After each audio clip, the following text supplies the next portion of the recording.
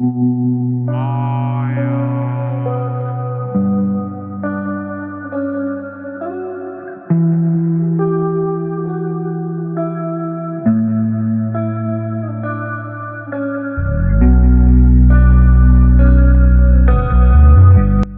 जानते हैं कि बिजनेसमैन अत्यंत व्यस्त रहता है, उस पर भी यदि आपको इनकम टैक्स रिटर्न फाइल करने के लिए अकाउंट्स रखना आवश्यक हो तो यह भी परेशानी बढ़ाने वाला होता है।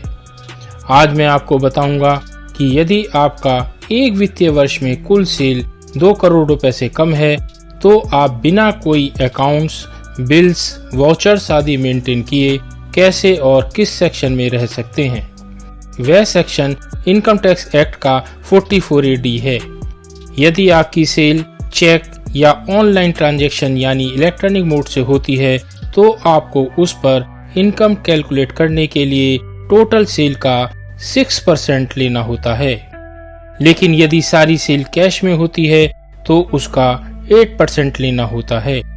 उदाहरण के लिए यदि आपकी सेल 90 लाख रुपए है, चाहे वह सेल ऑनलाइन या चेक या डीडी से है, तो 6% यानी नेट प्रॉफिट होगा 5,40,000।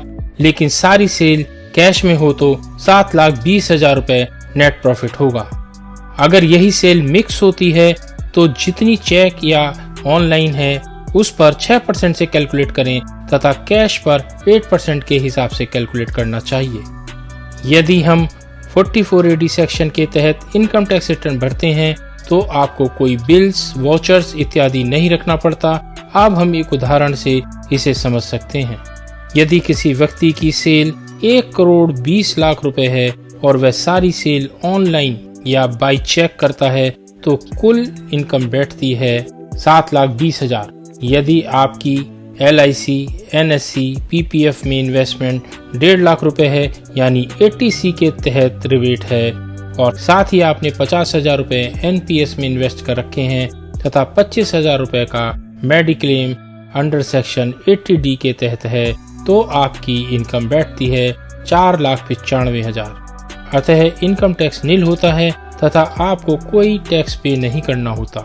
फ्रेंड्स, इस सेक्शन में कोई किताबें, बही खाते इत्यादि नहीं रखने होते।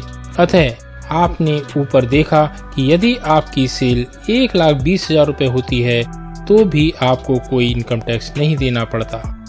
यदि सेक्शन 44AD से संबंधित कोई भी जानकारी आपको चाहिए तो कमेंट बॉक्स में लिखें।